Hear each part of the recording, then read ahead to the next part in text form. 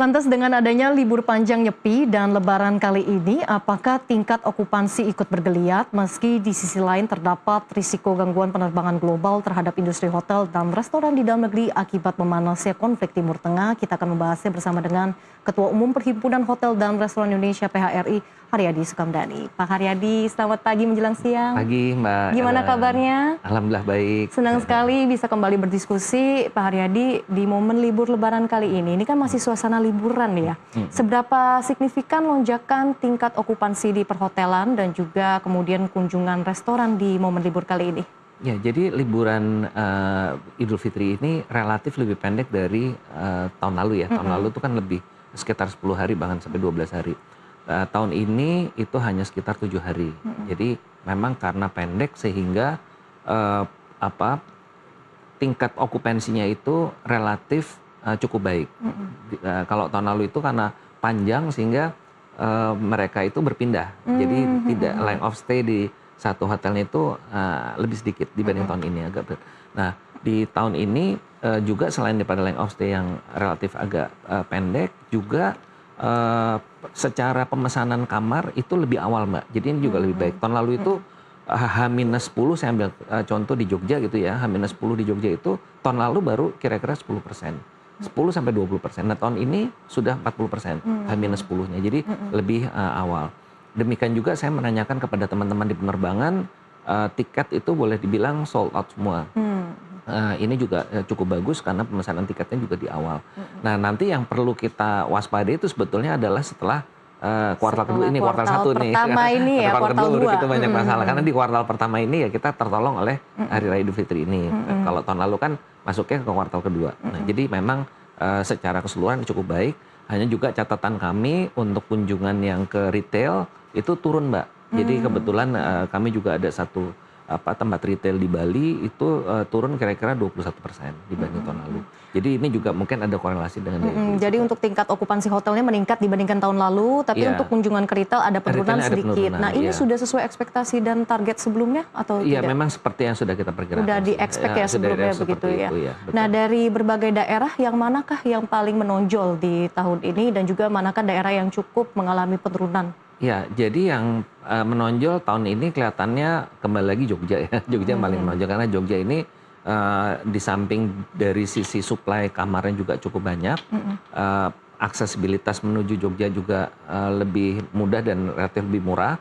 Dan atraksinya banyak di Jogja. Jadi Jogja itu paling siap lah dalam arti kata memanfaatkan libur panjang baik itu Hari Raya Idul Fitri maupun libur panjang lainnya. Jadi bisa dikatakan apakah pergerakan masyarakat ini masih menuju ke destinasi wisata unggulan begitu ya? Masih seperti biasa, masih seperti itu. Walaupun tadi ya kalau pemantauan kami kelihatannya dari sisi kunjungan ke retail, ke destinasi wisata itu relatif turun atau stagnan ya, seperti itu. Tapi memang secara keseluruhan kondisi tahun ini relatif lebih baik dari tahun lalu. Oke, baik. Secara spesifik kalau dilihat dari profil wisatawannya masih lebih didominasi oleh wisatawan domestik? Iya, betul. Jadi sangat didominasi oleh wisatawan domestik. Apalagi kemarin ini kan perang Iran mulai meletus 28 Februari ya, di mana kita liburan Lebaran itu dimulai tanggal 18 Maret. Jadi memang untuk beberapa daerah itu menjadi masalah juga, seperti khususnya terdampak itu adalah di Bali ya. Bali itu tadinya kita berharap ini juga suatu momen yang cukup baik, tapi akhirnya juga ada masalah karena kebanyakan justru mereka bukan inbound yang meningkat, tapi justru yang pada keluar dari Indonesia karena nggak ada pesawat kan, ada 3 maskapai penerbangan dari Timur Tengah kan tidak beroperasi.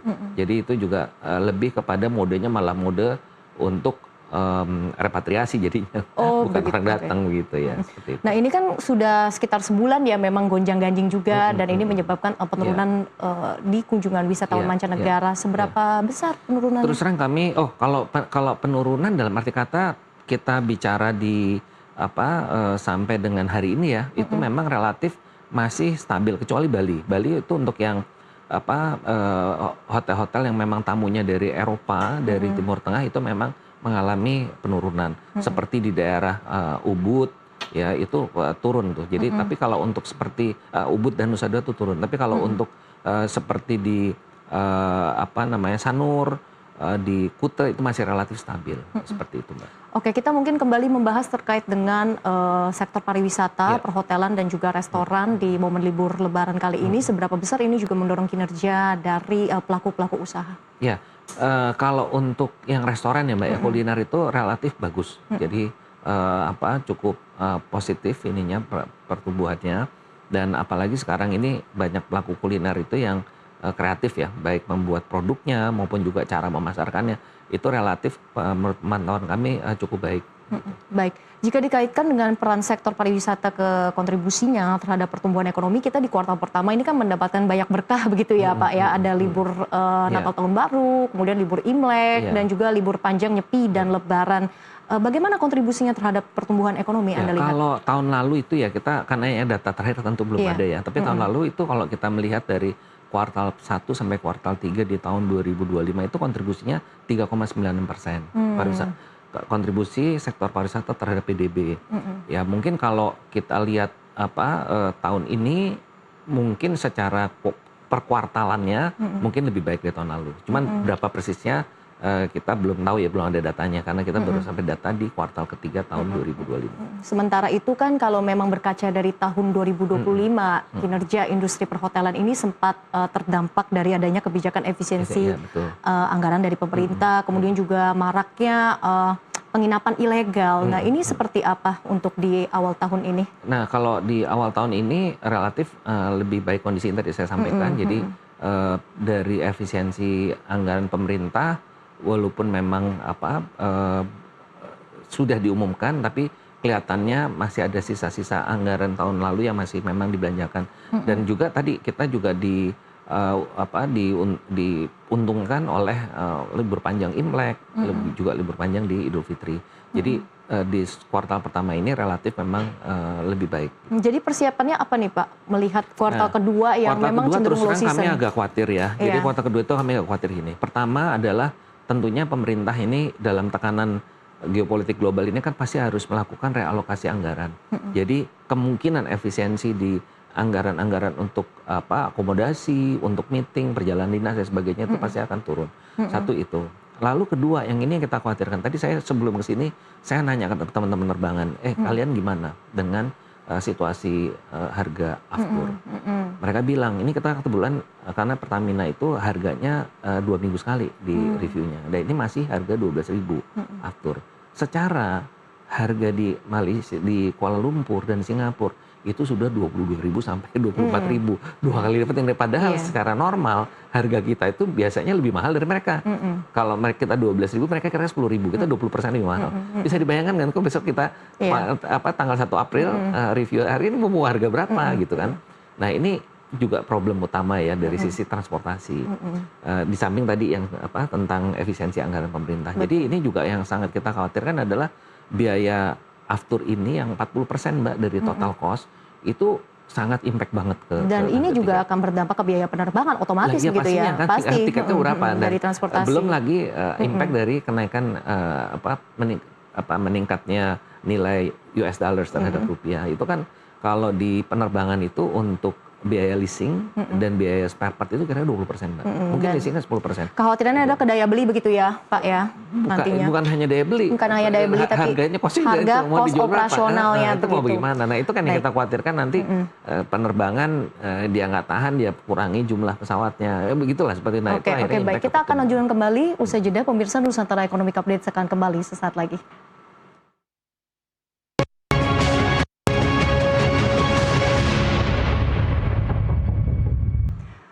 Anda kembali menyaksikan Nusantara Economic Update, pemirsa, dialog bersama Ketua Umum PHRI Haryadi Sukamdhani. Kita lanjutkan kembali. Pak Haryadi, kan kita tadi sudah membahas ya begitu banyak risiko dan juga impact ketika nantinya penerbangan internasional ini terganggu dan juga menyebabkan cost lagi, kenaikan dari sisi biaya operasional. Seberapa jauh dan juga seberapa signifikan ini risikonya terhadap kinerja industri nantinya? Ya pastinya akan sangat berpengaruh ya Mbak ya, karena tadi saya sampaikan kan bahwa industri pariwisata itu sangat ditunjang oleh transportasi.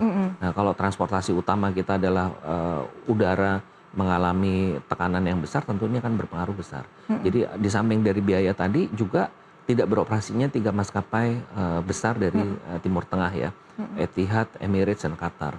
Nah, itu kami menghitung Mbak, jadi untuk ke Jakarta itu inbound-nya, artinya orang asing datang ke Jakarta itu kira-kira 40%. Dan kalau ke Bali itu inbound-nya 80%. Nah itu kami sudah menghitung ya, jadi total untuk inbound-nya Bali sama Jakarta itu adalah 2.736 penumpang dari 3 maskapai itu per hari. Iya. Ya, jadi ini belum lagi, ini udah sama sekali stop nih, nggak ada penerbangan. Belum lagi biayanya yang sangat luar biasa. Jadi sekarang ini yang untuk Eropa yang masih jalan beberapa, termasuk yang cukup banyak armadanya itu adalah Turkish yang ke Turki. Itu pun sekarang harga tiketnya sudah naik 2 kali lipat gitu kan. Nah pertanyaannya adalah dengan biaya perjalanan segitu apa ya orang mau pergi gitu kan, mau pergi untuk berkunjung ke Indonesia. Itu kalau kita bicara dari segmen wisata mancanegaranya. Kalau yang lokal tadi saya sampaikan kan bahwa potensi kenaikan biaya aftur dalam negeri pun juga kita belum tahu nih, tanggal 1 April nanti baru kita lihat. Jadi bukan hanya dari sisi penerbangan internasional saja, penerbangan domestik juga perlu diperhatikan begitu ya. Juga, Oke. Nah, ini kan domino efeknya berarti kan nanti dari sisi operasional kan juga pasti otomatis naik kan ya, Kosean. Belum lagi harga bahan baku, harga energi ini sudah pasti bisa menyebabkan kenaikan begitu. Apakah ini juga bisa memicu pengurangan penyerapan tenaga kerja? Nah, kalau di pariwisata itu kebetulan kami itu kan sistemnya lebih fleksibel Mbak ya. Jadi kami itu mungkin tidak seperti di manufaktur ya. Manufaktur itu memang karyawannya sudah disesuaikan dengan kapasitas produksi. Nah, kalau kami di pariwisata ini lebih fleksibel. Jadi fleksibel itu maksudnya gini, kalau okupansi kami tinggi, baik itu di semua sektor, baik di hotel, restoran maupun juga di destinasi wisata, itu kami akan menyerap banyak tenaga kerja. Tapi begitu kita turun, otomatis kita akan lepas mereka. Jadi istilahnya mereka itu adalah casual worker ya. Jadi yang memang dipakai atau kita bayar pada saat menyesuaikan daripada okupansi. Jadi seperti itu kondisinya. Jadi kalau dibilang mengurangi dalam pengertian kayak perusahaan lain itu kita tidak terjadi. Tapi kalau pengertiannya adalah dari kapasitas normal pekerja yang bekerja lalu akan berkurang, iya pasti akan terjadi pengurangan. Oke. Jadi bentuk mitigasi apa yang diperlukan dan juga diharapkan dari pemerintah untuk bisa menjaga kestabilitas dari industri ini? Iya, jadi memang pertama tentu kita harus melihat nanti dari alokasi anggaran itu ya, itu nanti tentunya pemerintah harus bisa melihat lagi secara cermat mana yang akan memberikan dampak ekonomi yang paling maksimal, itu yang diprioritaskan. Mana yang memang dampaknya itu tidak terlalu berarti, sebaiknya itu ditunda dulu, seperti itu. Jadi lebih kepada pemanfaatan prioritas ya dari anggaran itu seperti apa. Nah kedua, menurut pandangan kami adalah yang paling penting membuat sarana transportasi itu menjadi masih lebih kompetitif dibandingkan dengan kenaikan secara umum ya. Secara umum kalau dilepas begitu saja seperti harga minyak dunia, saya rasa itu dampaknya akan besar sekali. Jadi harus dilihat juga alokasi anggaran untuk membantu sarana transportasi ini seperti apa. Nah yang ketiga menurut saya adalah harus kita lakukan promosi yang lebih intensif kepada negara-negara regional ASEAN maupun juga Asia.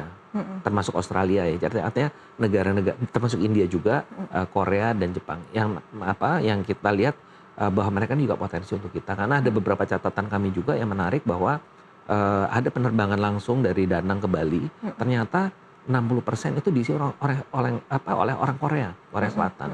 Dan ini kan ternyata banyak nih market-market yang perlu kita lihat ya. Penerbangan langsung kemarin dari Melbourne ada satu maskapai juga membuka penerbangan langsung ke Bali, itu ternyata hampir 80% adalah wisatawan dari Australia. Nah, ini yang nanti menurut saya pemerintah perlu mencermati lagi dan mendorong, memberikan insentif untuk bisa lebih banyak lagi yang bisa datang. Sejauh ini seberapa optimal dan juga seberapa efektif promosi wisatawan mancanegara untuk menarik kunjungan ke dalam negeri? Sayangnya memang dari kebijakan pemerintah untuk sektor pariwisata ini kan masih sangat terbatas, Mbak. Jadi anggaran untuk Kementerian Pariwisata saja nggak lebih dari 1 triliun tahun lalu ya, hanya 800-an miliar.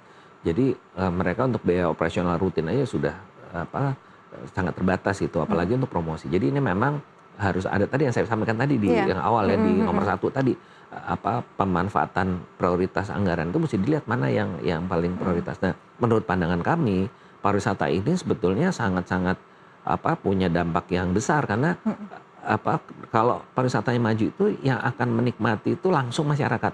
Gitu. Beda dengan manufaktur ya. Kalau manufaktur itu kan yang menikmati ya karyawannya, pemegang sahamnya, stakeholders yang tertutup lah gitu ya. Tapi kalau di pariwisata semua akan menikmati semua, masyarakatnya, UMKM-nya dan sebagainya. Gitu. Oke, termasuk juga wisatawan domestik sejauh ini seperti apa dalam menarik kunjungan wisatawan domestik ke destinasi pariwisata unggulan di dalam negeri? Iya, jadi kalau domestik ini mereka ini sangat kembali lagi Pak Ansel Debli ya. Mereka itu lebih terkonsentrasi pada saat-saat libur panjang seperti itu. Tapi kalau di waktu-waktu yang normal mereka juga relatif terbatas juga Mbak gitu.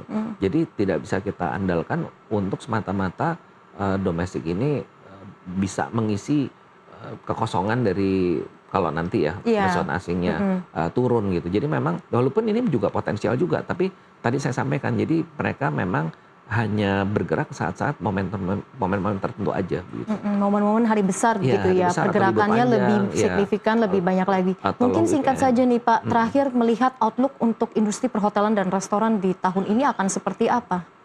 Kalau ya kita berharap perang Iran dengan Amerika Israelnya segera berakhir ya Mbak ya. Iya. Tapi kalau misalnya ini masih terus berlanjut, menurut saya impact-nya itu mungkin akan lebih rendah even dari tahun 2024 kemungkinan ya kalau ini terus seperti ini. Jadi kalau boleh mungkin kita persentasekan gitu ya, mungkin bisa-bisa kita lebih rendah dari tahun 2024 antara sekitar 20%, 10-20% mungkin akan itu.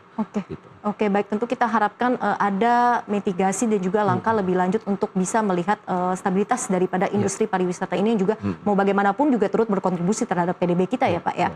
Terima kasih Pak Haryadi Sukamdhani, Ketua Umum PHRI atas waktunya di Nusantara Economic Updates. Sehat dan sukses selalu. Terima kasih Mbak. Terima kasih. Dan pemirsa, dialog tadi juga sekaligus menutup perjumpaan kita hari ini. Ekonomi bukan sekedar angka, tapi nafas kehidupan kita semua. Dari pasar tradisional hingga industri digital, dari rakyat kecil hingga kebijakan besar, semua saling terhubung. Saya Gracia pamit undur diri. Terima kasih dan sampai jumpa.